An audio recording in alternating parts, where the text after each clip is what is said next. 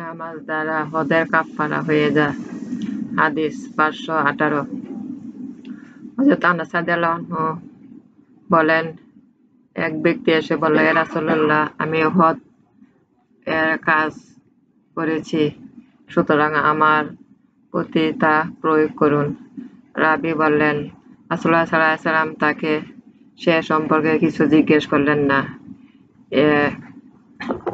এ সময় নামাজে রক্ত হয়ে গেল। তখন সে রাসূলুল্লাহ সাল্লাল্লাহু আলাইহি ওয়াসাল্লামের সাথে নামাজ পড়লেন। রাসূলুল্লাহ সাল্লাল্লাহু আলাইহি ওয়াসাল্লাম যখন নামাজ শেষ করলেন, লোকটি দাঁড়িয়ে বলল, আমি হদ এর কাজ করেছি, আমার প্রতি আল্লাহর কিতাব নির্ধারিত হদ জারি করুন। উত্তরে রাসূলুল্লাহ সাল্লাল্লাহু আলাইহি ওয়াসাল্লাম বললেন, তুমি কি আমাদের সাথে নামাজ পড়নি? সে বলল, হ্যাঁ। রাসূলুল্লাহ সাল্লাল্লাহু আলাইহি ওয়াসাল্লাম বললেন, আল্লাহ তোমার জন্য তোমার গুনাহ বা হদ মাফ করে দিয়েছেন। বুখারী ও মুসলিম। নামাজ কবিরা গুনাহ ব্যতীত সব গুনাহ কাফফারা। হাদিস 519। হযরত আবু হুরায়রা রাদিয়াল্লাহু আনহু বলেন, রাসূলুল্লাহ সাল্লাল্লাহু আলাইহি ওয়াসাল্লাম বলেছেন, 5 ওয়াক্ত নামাজ এক জুম্মা অপর জুম্মা পর্যন্ত, এক রমজান হতে অপর রমজান পর্যন্ত কাফারা হয় সে সকল গুনাহের জন্য যা ওদের মধ্যবর্তী সময়ের মধ্যে যখন কবিরা গুনাহসমূহ থেকে বেঁচে থাকা যায়। মুসলিম। 5 ওয়াক্ত নামাজ পড়লে কোনো গুনাহ থাকে না। হাদিস 520। হযরত আবু হুরায়রা রাদিয়াল্লাহু আনহু বলেন, রাসূলুল্লাহ সাল্লাল্লাহু আলাইহি ওয়াসাল্লাম বলেছেন, আচ্ছা বলো তো, যদি তোমাদের কারো দরজা একটি নহর থাকে যাতে সে দৈনিক 5 বার গোসল করে, বাকি থাকবে কি তার ময়লা কিছু? তার উত্তর করলেন, বাকি থাকবে না তার ময়লা কিছু। রাসূলুল্লাহ সাল্লাল্লাহু আলাইহি ওয়াসাল্লাম বললেন, এমনিতেই উদাহরণ 5 ওয়াক্ত নামাজের এর সাথে আল্লাহর অপরাধসমূহ মুছে দেন। বুখারী ও মুসলিম।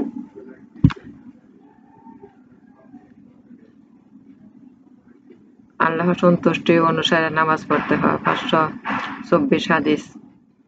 হযরত উবাইদা ইবনে সামিত রাদিয়াল্লাহু আনহু বলেন, রাসূলুল্লাহ সাল্লাল্লাহু আলাইহি ওয়াসাল্লাম বলেছেন, 5টি নামাজ আল্লাহ তাদেরকে ফরজ করেছেন। যে ব্যক্তি তার জন্য উত্তম রূপে ওযু করে এবং ঠিক সময়ে নামাজ আদায় করে এবং নামাজের রুকনসমূহ ও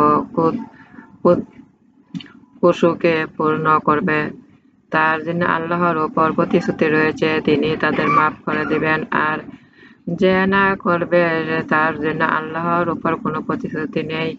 ইচ্ছা করলে তিনি মাফ করে দিতে পারেন, আর ইচ্ছা করলে শাস্তি দিতে পারেন। আহমদ ও আবু দাউদ, মালিক এবং নাসাই অনুরূপ বর্ণনা করেছেন। নামাজ, রোজা, যাকাত বেহেশতের দাখিল করবে। হাদিস 525। হযরত আবু উমামা বাহিলী রাদিয়াল্লাহু আনহু বলেন, রাসূলুল্লাহ সাল্লাল্লাহু আলাইহি ওয়াসাল্লাম বলেছেন, পড়ো, তোমাদের প্রতি নির্ধারিত 5টি নামাজ, রোজা কাটাও, তোমাদের রমজান মাসটিও দাও, তোমাদের মালের যাকাত ও অনুগত থাকো, তোমাদের কর্মকর্তার এতে প্রবেশ লাভ করবে, তোমরা তোমাদের রবের বেহেশত। আহমদ ও তিরমিজি। নামাজ ত্যাগ করলে কাফের হয়ে যাবে। হাদিস 527। হযরত বুদাইদা রাদিয়াল্লাহু আনহু বলেন, রাসূলুল্লাহ সাল্লাল্লাহু আলাইহি ওয়াসাল্লাম বলেছেন, আমাদের ও তাদের মধ্যে যে অঙ্গীকার রয়েছে তা হলো নামাজ, সুতরাং যে নামাজ ত্যাগ করে সে কাফের হয়ে যাবে। আহমদ, তিরমিজি, নাসাই ও ইবনে মাজাহ নামাজ যাবতীয় গুনাহকে ক্ষমা করে দেন। হাদিস 528। হযরত আব্দুল্লাহ ইবনে মাসউদ রাদিয়াল্লাহু আনহু বলেন, এক ব্যক্তি রাসূলুল্লাহ সাল্লাল্লাহু আলাইহি ওয়াসাল্লামের কাছে এসে বলল, হে রাসূলুল্লাহ, আমি মদিনার শেষ প্রান্তে একজন লোকের সাথে রাঙ্গিন করেছি এবং আমার সাথে আসল কাজ ব্যতীত আর সব কিছুই করেছি। এ যে আমি এত আমার প্রতি যা ইচ্ছা আপনি করার হুকুম করুন। এসব হযরত ওমর রাদিয়াল্লাহু আনহু বললেন, আল্লাহ তোমার অপরাধ ঢেকে রেখেছেন, যদি তুমি নিজেকে ঢেকে রাখতে। আব্দুল্লাহ ওমর রাদিয়াল্লাহু আনহু বলেন, এ সময় হযরত উমর রাদিয়াল্লাহু আনহু বলেন, আল্লাহ তোমার অপরাধ ঢেকে রেখেছেন, যদি তুমি নিজেও নিজে ঢেকে রাখতে। আব্দুল্লাহ বললেন, রাসূলুল্লাহ সাল্লাল্লাহু আলাইহি ওয়াসাল্লাম তার কথায় কোনো উত্তর দিলেন না। এতএব সে উঠে দাঁড়ালো এবং চলে গেল। অতঃপর রাসূলুল্লাহ সাল্লাল্লাহু আলাইহি ওয়াসাল্লাম তার পিছনে এক লোককে পাঠিয়ে ডেকে আনলেন।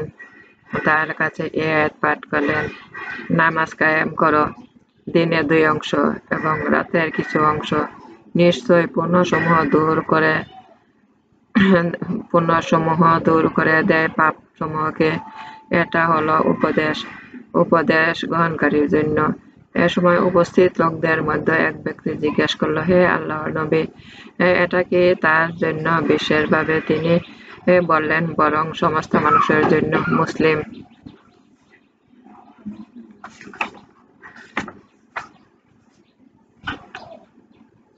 নামাজ গাছের পাতার মতো পাপকে জড়িয়ে দেয়।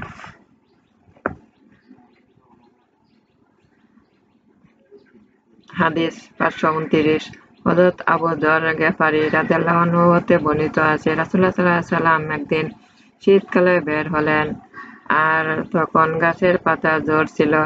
এমন সময় তিনি একটি গাছের 2টি ডাল নাড়া দিলেন। রাবী বললেন, আনসে পাতা আরো ঝরতে লাগলো। আবু যর বললেন, তখন তিনি বললেন, নিশ্চয়ই মুসলমান বান্দা যখন নামাজ পড়ে তার ইচ্ছা করে, তার দ্বারা একমাত্র আল্লাহ সন্তুষ্টির বিধান, তখন ঝরতে থাকে তা হতে তার গুনাহ, যেভাবে ঝরতে থাকে পাতাসমূহ গাছ থেকে। আহমদ। নামাজের হেফাজত করলে কিয়ামতের দিন মুক্তি পাবে। হযরত আব্দুল্লাহ ইবনে আমর ইবনুল আস রাদিয়াল্লাহু আনহু হতে বর্ণিত আছে যে, রাসূলুল্লাহ সাল্লাল্লাহু আলাইহি ওয়াসাল্লাম একদিন নামাজের প্রসঙ্গে উত্থাপন করে বললেন, যে নামাজের হেফাজত করবে কিয়ামতের দিন তার জন্য জ্যোতি ও প্রমাণ মুক্তির উপায় হবে, আর যে তার হেফাজত করবে না কিয়ামতের দিন তার জন্য জ্যোতি প্রমাণ মুক্তির জন্য উপায় হবে না। কিয়ামতের দিন যে করুন ফেরাউন, হামান ও উবাই ইবনে খালাফের সাথে হবে। আহমদ, দারমি ও বাইহাকী। ইচ্ছা করে কোনো ফরজ নামাজ ত্যাগ করা জায়েজ নেই। হাদিস 533। হযরত আবু দারদা রাদিয়াল্লাহু আনহু বলেন, আমার দোস্ত আমাকে উপদেশ দিয়েছেন যে, তুমি আল্লাহর সাথে কিছুকে আর কাউকে শরীক করো না। যদি তুমি খণ্ড বিখণ্ড করা হয় এবং জ্বালিয়ে দেওয়া হয় এবং ইচ্ছা করে কোনো ফরজ নামাজ তরক করবে না। যে ইচ্ছা করে তা তরক করে, তা হতে ইসলাম প্রদত্ত নিরাপত্তা উঠে যাবে। আর শরাব পান করবে না, কেননা এটা হচ্ছে মন্দের চাবিকাঠি। হিজবে মাজাহ। সূর্য পশ্চিম দিকে ঢলে পড়লে জোহরের নামাজ ওয়াক্ত হয়। 534। হযরত আব্দুল্লাহ ইবনে আমর রাদিয়াল্লাহু আনহু বলেন, রাসূলুল্লাহ সাল্লাল্লাহু আলাইহি ওয়াসাল্লাম বলেছেন, জোহরের নামাজের সময় আরম্ভ হয় যখন সূর্য ঢলে, আর যখন মানুষের ছায়া তার জন্য দৈর্ঘ্য সমান, যে পর্যন্ত আসরে উপস্থিত না হয়।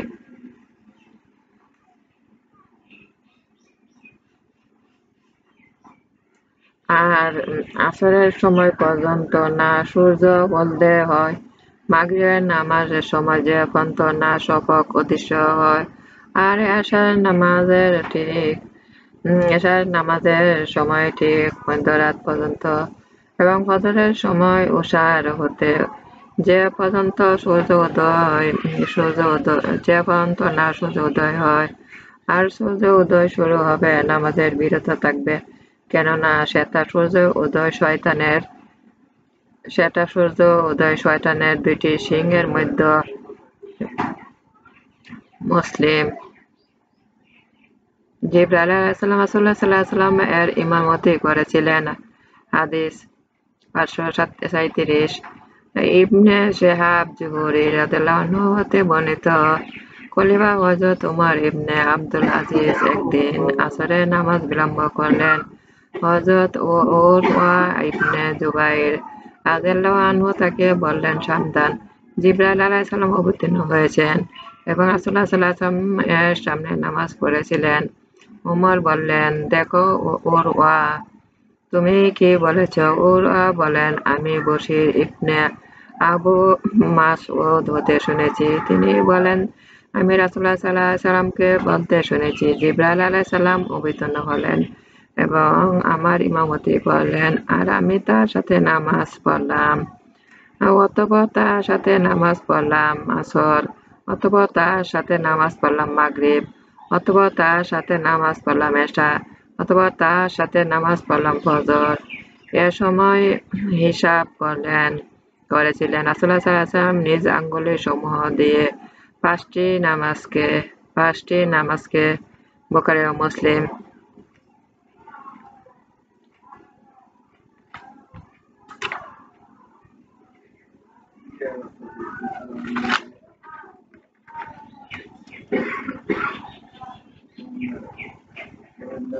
জোহরের নামাজের ওয়াক্ত সময় খুব গরম থাকে। হাদিস 540। হযরত আনাস রাদিয়াল্লাহু আনহু বলেন, আমরা যখন রাসূলুল্লাহ সাল্লাল্লাহু আলাইহি ওয়াসাল্লামের পিছনে জোহরের নামাজ পড়তাম, আমরা উত্তাপ হতে বাঁচার জন্য আমাদের কাপড়ের উপর সেজদা করতাম। বুখারী ও মুসলিম। দুজকের দুইটি বিশাল দুজক বছরে 2টি নিঃশ্বাস পরিত্যাগ করে। হাদিস 541। হযরত আবু হুরায়রা রাদিয়াল্লাহু আনহু বলেন, রাসূলুল্লাহ সাল্লাল্লাহু আলাইহি ওয়াসাল্লাম বলেছেন, যখন উত্তাপ বাড়বে, শীতল করবে নামাজকে। আবু সাঈদ হতে বুখারী হতে অপর এক বর্ণনা রয়েছে দুহুরে, কেননা উত্তাপ আধিক্য দুজকের তাপ। দুজক আপন পরদের কাছে ওযু করে বলেছিল, হে পরওয়ারদিগার, আমার একাংশ আর অপর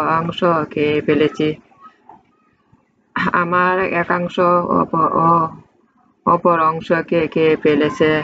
তখন তিনি তাকে অনুমতি দিলেন 2টি নিঃশ্বাসের, এক নিঃশ্বাস শীতের আর অপর নিঃশ্বাস গ্রীষ্মের।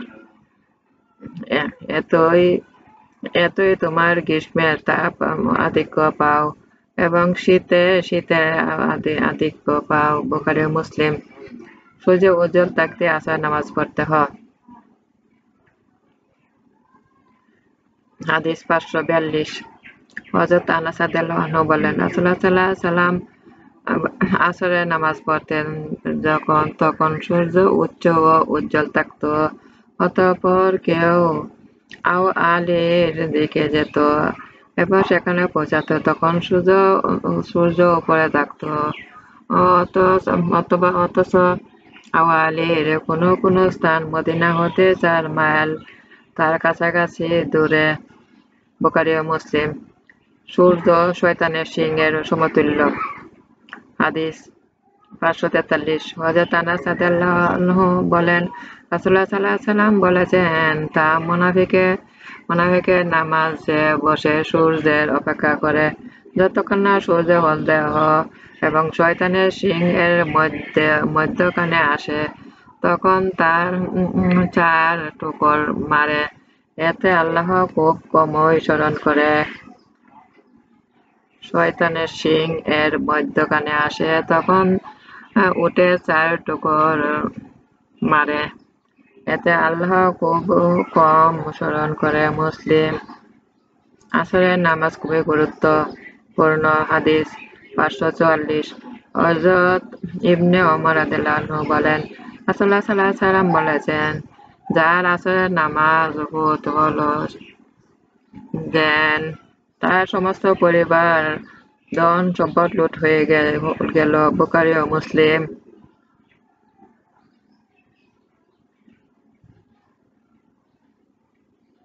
আসরের নামাজ না পড়লে সব আমল নষ্ট হয়ে যায়।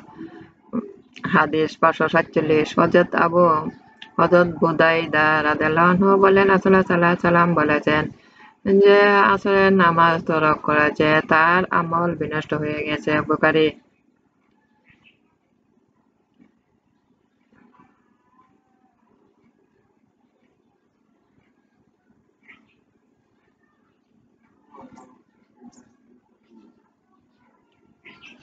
ঘুমের মধ্যে কোনো ভুল ত্রুটি নেই।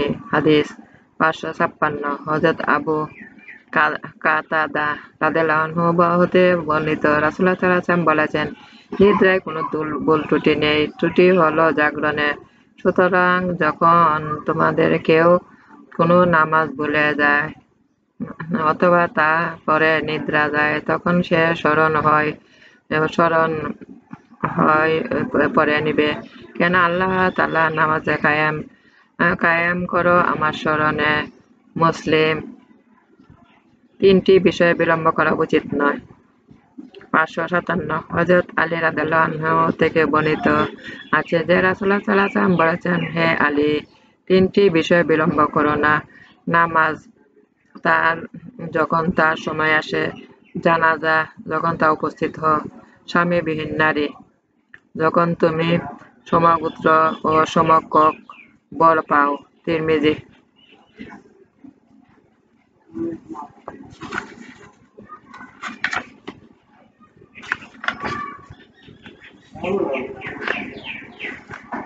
নামাজের প্রথম সময় আল্লাহ সন্তুষ্টি। হাদিস 558 হযরত ইবনে ওমর রাদিয়াল্লাহু আনহু বলেন, রাসূলুল্লাহ সাল্লাল্লাহু আলাইহি ওয়াসাল্লাম বলেছেন, নামাজের প্রথম সময় হচ্ছে আল্লাহর সন্তোষ এবং শেষ সময় হচ্ছে আল্লাহর ক্ষমা। তিরমিজি।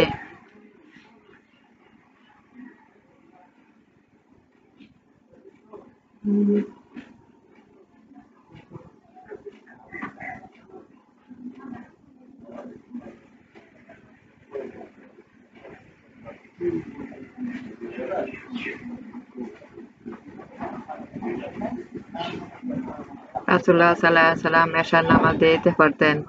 হাদিস 569 হযরত আবু হুরায়রা রাদিয়াল্লাহু হযরত আবু সাঈদ খুদরী রাদিয়াল্লাহু আনহু বলেন, এক রাতে আমি রাসূলুল্লাহ সাল্লাল্লাহু আলাইহি ওয়াসাল্লামের সাথে এশার নামাজ পড়েছি, অর্থাৎ ইচ্ছা করেছি, কিন্তু তিনি বের হলেন না, যে পর্যন্ত না অর্ধরাত অতীত হয়ে গেল। অতঃপর বললেন, তোমরা তোমাদের আসন গ্রহণ করো। আমরা আমাদের আসন গ্রহণ করলাম। তিনি বললেন, লোকজন নামাজ সম্পূর্ণ করেছে এবং নিজেদের শয্যা গ্রহণ করেছে, আর তোমরা নিশ্চয়ই নামাজেই আছো।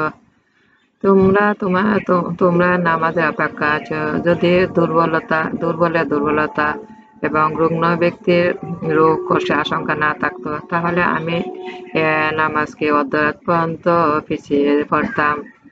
আবু দাউদ ও নাসাই। রাসূলুল্লাহ সাল্লাল্লাহু আলাইহি ওয়াসাল্লাম দুহরের নামাজ সকালে পড়তেন। হাদিস 570 হযরত উম্মে সালামা রাদিয়াল্লাহু আনহা বলেন, রাসূলুল্লাহ সাল্লাল্লাহু আলাইহি ওয়াসাল্লাম বলেছেন, রাসূলুল্লাহ সাল্লাল্লাহু আলাইহি ওয়াসাল্লাম তোমাদের অপেক্ষা যোহরের নামাজকে সকালে পড়তেন, আর তোমার অপেক্ষা আসরের নামাজকে সকালে পড়ো। আহমদ ও তিরমিজি। নামাজ ঠান্ডার সময় পড়া ভালো।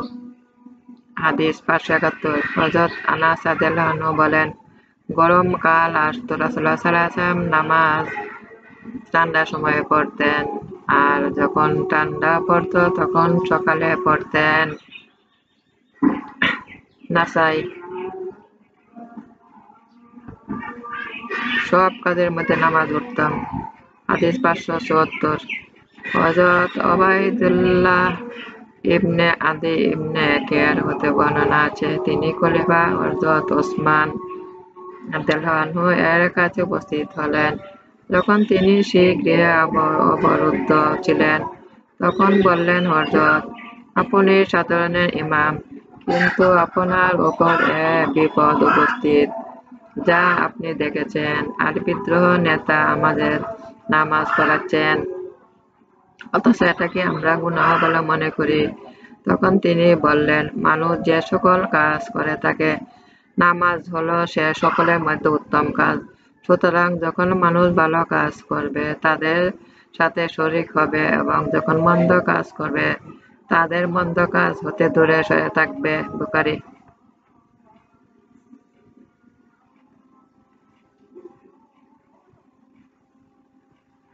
আমার নামাজ, আমার উপাসনা, আমার জীবন, আমার মরণ সব আল্লাহর। আমি আল্লাহর কাছে আত্মসমর্পণ করেছি। হে আমার আমাকে আল্লাহ অনুমত করুন, রাসূলের অনুমত করুন, আল্লাহ উপদেশ পালন করতে শক্তি দান করুন, দুনিয়া আখিরাতে কল্যাণ দান করুন, দোজখের অগ্নি হতে আমাকে রক্ষা করুন, হযরত মুহাম্মদ সাল্লাল্লাহু আলাইহি সাল্লামের ইসলামের জীবনের গুনাহ ক্ষমা করুন।